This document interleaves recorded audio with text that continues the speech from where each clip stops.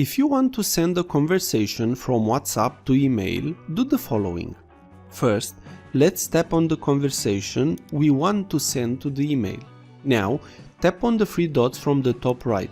Tap on More. Here, select Export Chat.